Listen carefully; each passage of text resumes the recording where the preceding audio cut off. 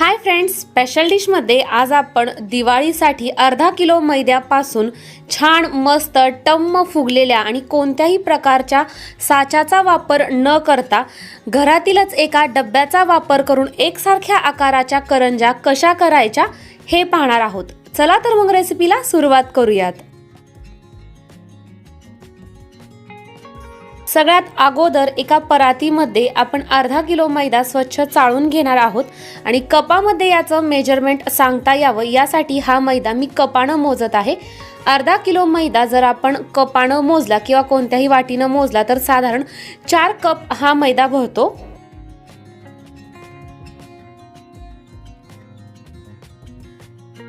आपला संपूर्ण अर्धा किलो मैदा स्वच्छ चाळून झालेला आहे। आता या मैद्यामध्ये आपण टाकणार आहोत अर्धा कप बारीक रवा। तर हा रवा मी अगोदरच स्वच्छ चाळून घेतलेला होता।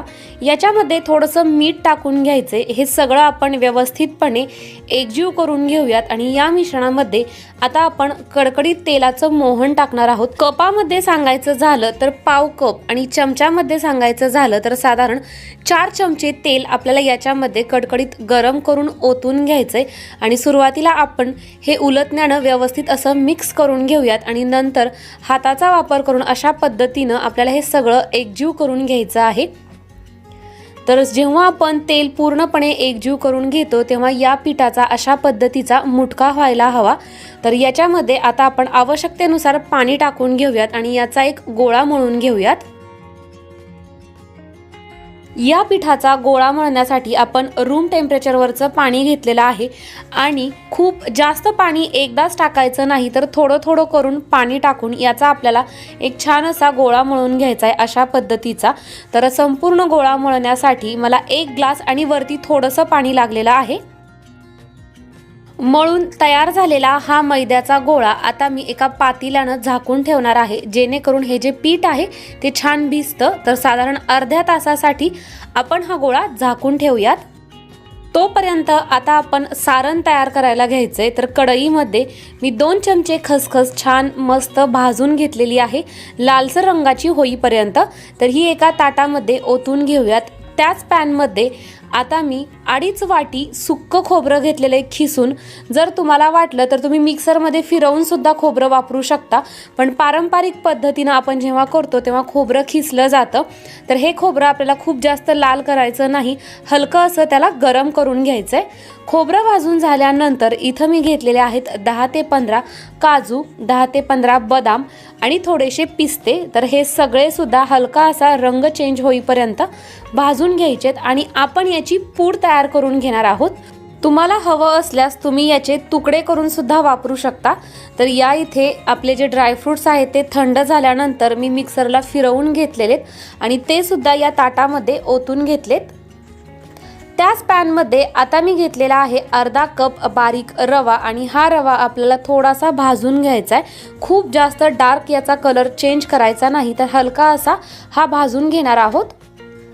तर रवा सुद्धा या ताटामध्ये ओतून घेऊयात। या सारणात आता मी टाकत आहे साधारण 3 चमचे मनुके किंवा तुम्ही तुमच्या आवडीनुसार वापरू शकता, कमी जास्त करू शकता। अर्धा कप पिठी साखर। पिठी साखर किती टाकायची हे तुम्ही तुमच्या आवडीच्या गोडीनुसार ठरवायचं आहे। त्याचबरोबर या इथे मी ही विलायचीची पूड केलेली आहे साखर टाकून। तर याच्यापैकी 2 चमचे साखर मी यामध्ये टाकणार आहे, म्हणजे एक साधारण 3 ते 4 विलायच्या आपल्याला याच्यामध्ये टाकून घ्यायच्यात। तयार झालेलं हे जे सारण आहे ते आता आपण व्यवस्थितपणे एकजीव करून घेऊयात।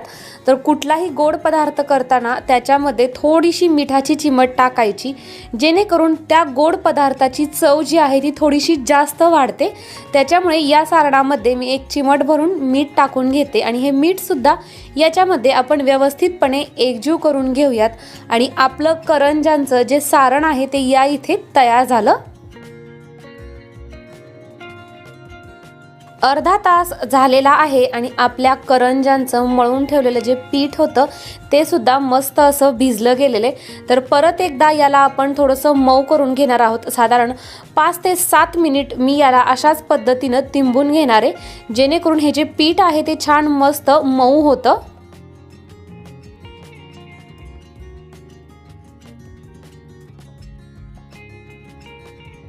तयार झालेल्या या पिठाच्या आता आपण छोट्या छोट्या गोळ्या तयार करून घेणार आहोत।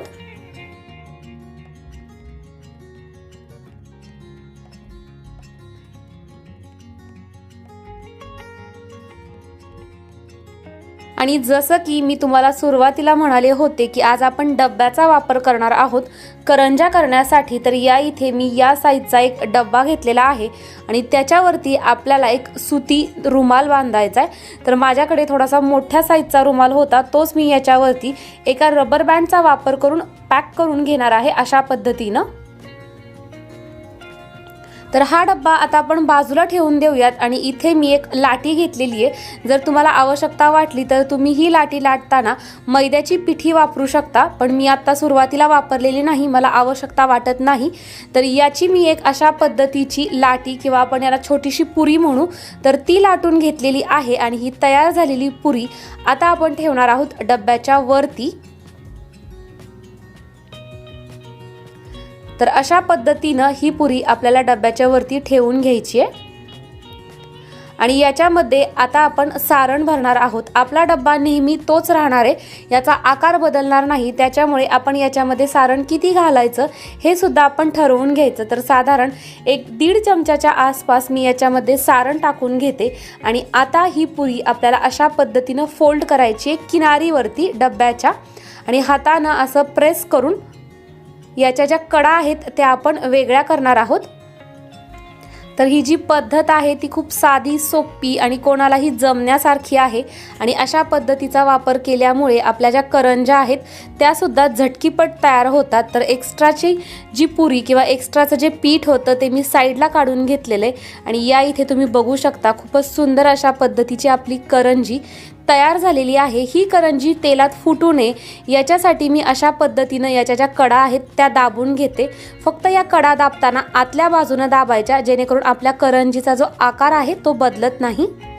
तर तयार पिठापैकी सुरुवातीला मी एक प्लेट भरून करंजा तयार करून घेतलेल्या आहेत आणि जेव्हा मी या करंजा तयार करत होते तेव्हा आपल्याला ही प्लेट झाकून ठेवायची आहे, जेणेकरून करंजीचं वरचं आवरण जे आहे ते कडक होत नाही।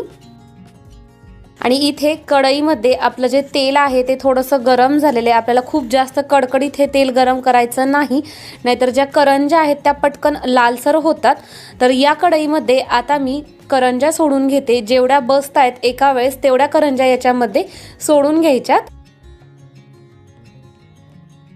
सर्व करंजा ज्या आहेत त्या दोन्ही बाजूनं मी व्यवस्थितपणे तळून घेते आणि तळताना आपला जो गॅस आहे त्याची फ्लेम मीडियम ठेवायची आहे, एकदम लोही नाही किंवा हाय सुद्धा नाही, तर मीडियम फ्लेमवरती आपण या करंजा तळून घेऊयात। तर या करंजा तळताना काही काहींना थोडासा जास्त डार्क कलर आवडतो, म्हणजे जास्त खमंग अशा पद्धतीच्या, तर मी आज तेवढ्या लालसर अशा करंजा काढणार नाही। तर या इथे तुम्ही बघू शकता आपली जी करंजी आहे ती मस्त अशी तळून तयार झालेली आहे। तर ही करंजी आता आपण एका ताटामध्ये काढून घेऊयात। तर सेम अशाच पद्धतीनं राहिलेल्या ज्या इतर सगळ्या करंजा होत्या त्या मी करून घेतलेल्या आहेत आणि तुम्ही बघू शकता खूपच मस्त आणि टम्म अशा ह्या फुगलेल्या आहेत। त्याचबरोबर सगळ्या करंजांचा जो आकार आहे तो एकसारखा आलेला आहे, कोणत्याही प्रकारच्या साच्याचा वापर न करता।